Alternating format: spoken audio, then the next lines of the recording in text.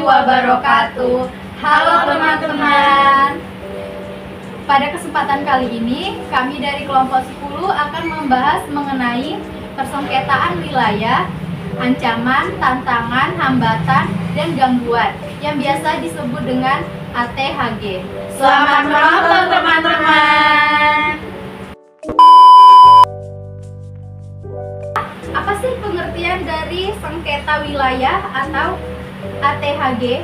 Baiklah, ini jawaban dari nomor 1, yaitu sengketa wilayah adalah pertentangan mengenai hak kepemilikan atau kontrol sebidang tanah antara dua atau lebih negara, atau mengenai hak kepemilikan atau kontrol sebidang tanah oleh sebuah negara setelah menguasai dari bekas negara yang kini tidak lagi diakui oleh sang negara penguasa.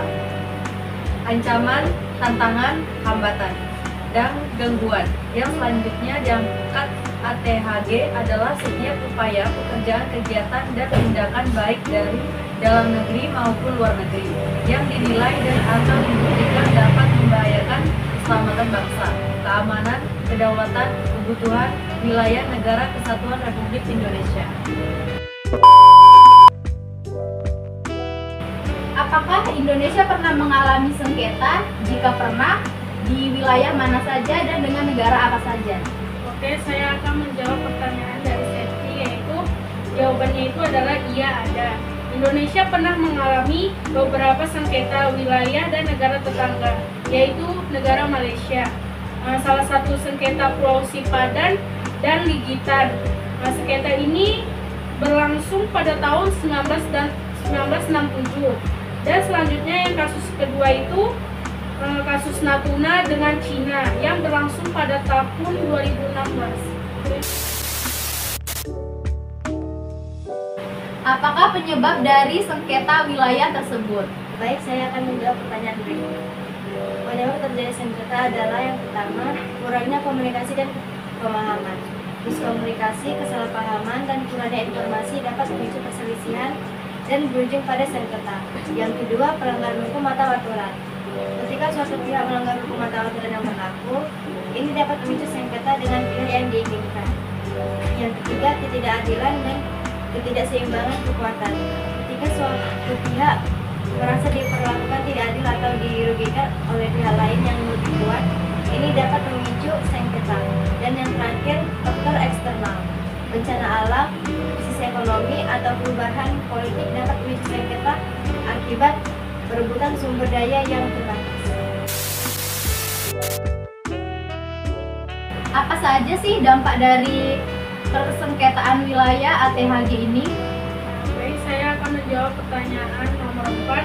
Yang pertama itu adanya dampak ekonomi, ketidakpastian investasi, gangguan terhadap aktivitas ekonomi. Kalau yang kedua, dampak keamanan.